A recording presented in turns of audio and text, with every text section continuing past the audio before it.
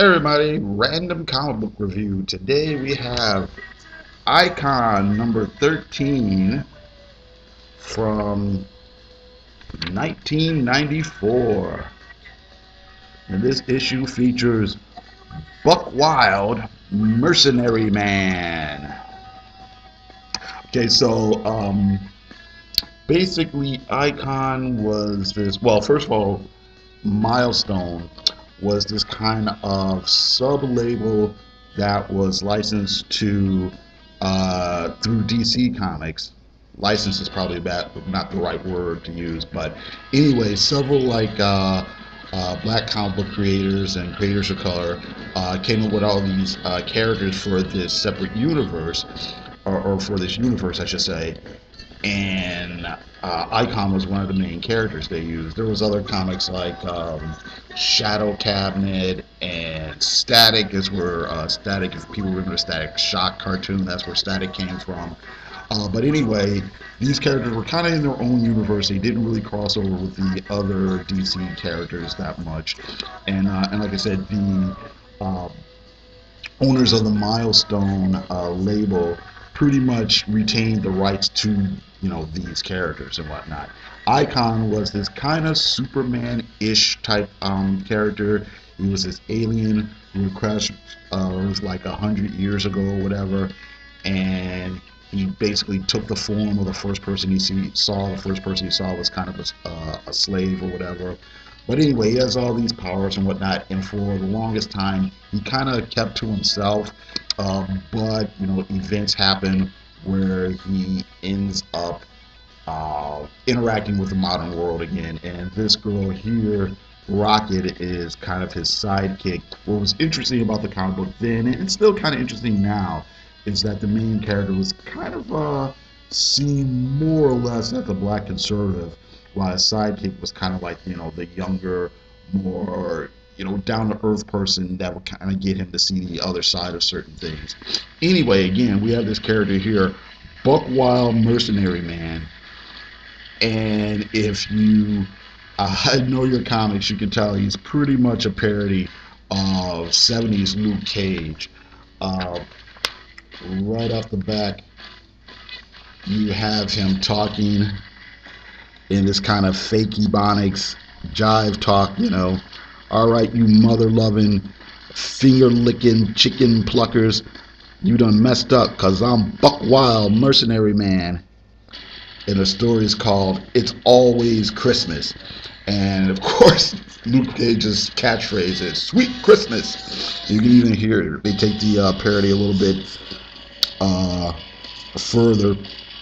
We can see the credits are written in that kind of 70s Marvel style. Another sense-shattering Milestone masterpiece of epic distortion, brought to you by Dwayne Troubleman McDuffie. This is back in the days where the writers and artists all had crazy nicknames back at Marvel. Mark Dolomite Bright, penciler. Mike Rooster Kostanovich, James Godfather Soul Brown, and David Rollo Montoya, color painters. Steve Rerun, outro letterer. Matt Slappy, is that Wayne, editor. Okay, so we have Buck Wild kind of crashing in through a window here. And what's going on is he's beating up some thugs here. And they're running some sort of crack house or something like that. And then he meets the boss of the crack house, who is Marissa Jones, right? And then she says, you've walked into a trap. And now you've had a taste of my P-Whip. And then it gets him under his, it's mind control. The P-Whip. All right. Okay, good. So, what's this? Ad for the video game called Alpha Chicken? I don't know if I even remember this. I don't know if I even heard that. But anyway, bad for comics. Okay, so now here we're catching up with Icon and Rocket. And Icon, or not Icon, Rocket is kind of standing on the edge of a building there. She's kind of in a bad space. She's a teenager. She's like 15 or so. And she's pregnant. Now she doesn't know what to do. She's been rejected by her family. And her friends won't back her up. So we think she's gonna like end it all. But instead, she kicks her powers into gear. And it says she's gonna deal with this by kicking the shit out of some bad guys. Okay. So you're doing her thing. Oh, okay. Here's an ad for some of the other Icon comics. Hardware, Icon, Shadow Cabinet, Stack. Zombie. There's a zombie TV show out right now. Static, Cobalt, Milestone. More than just the color. Alright. Alright. Next page is an editorial page promoting some of the other comics. Yep, here's a comic we've got in our hand right now. Alright. So here's Rocket kicking the shit out of people. He's like, the prisons are overfull. I won't do any serious time. Who said anything about sending you to jail? Stop. Leave this to the authorities.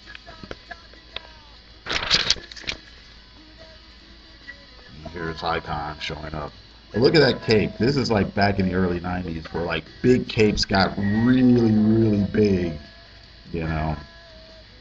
I don't know if you want to blame like Todd McFarlane for that look. Possibly. With Spawn or whatnot. But he would draw like almost anybody like that. And you know, when you do Superman like that, we do Batman like that, where their capes would just like flow for, you know, maybe 20 feet or so, you know. Anyway,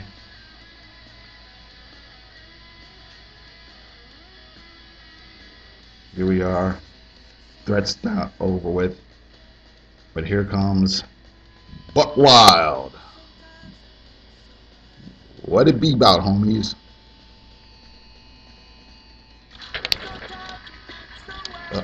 Ad for Tops. And they get into a fight.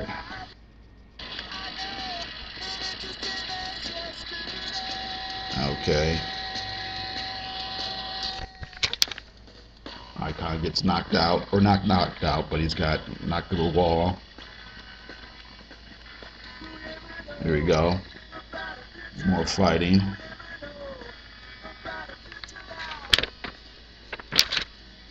But now Icon's kind of got his wits about him.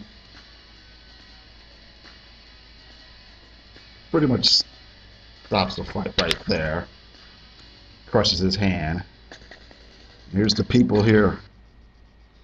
They're sticking up for Buck Wild.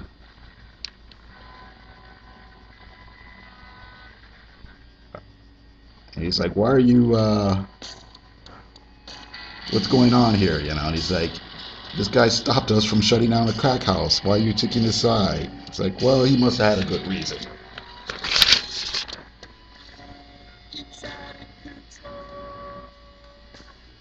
Here's an ad for hardware.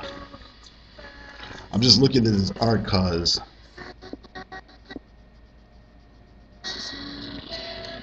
it looks very John Byrne-esque.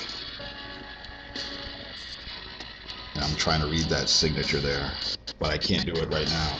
I can't make it out. I'm not sure. Okay. And anyway, the people are like, "Oh, he's the people's hero. He's helped us out." So on and so forth. Meanwhile, Icon is still crushing Buck's hand, and his memory's starting to come back.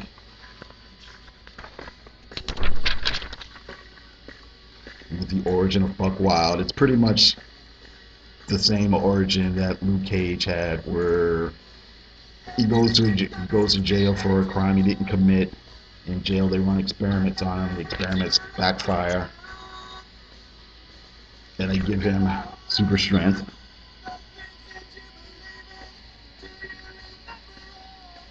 Okay, so now he's free of the mind control.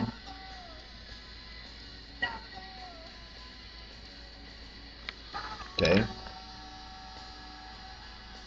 and then it's like, hey, let's go back and capture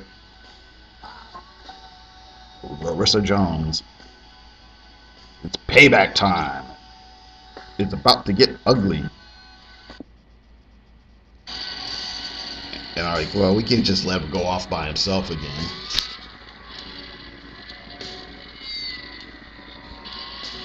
Here's another ad for hardware. I don't know who did this, but it looks kind of like Walt Simonson. Possibly, I don't know.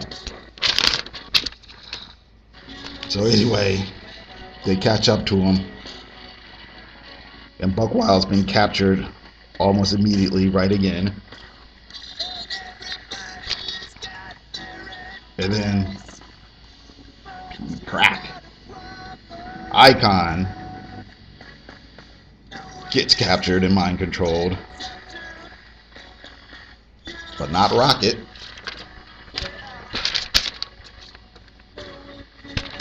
Okay. So then they're mopping up, and Buck Wild says thanks.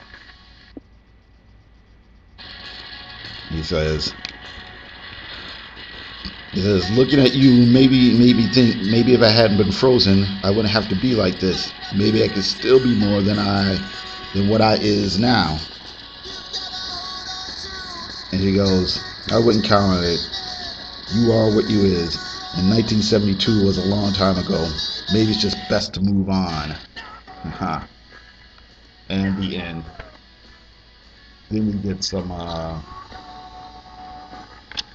letters. Yeah, what else is here? Tribute to Jack Kirby.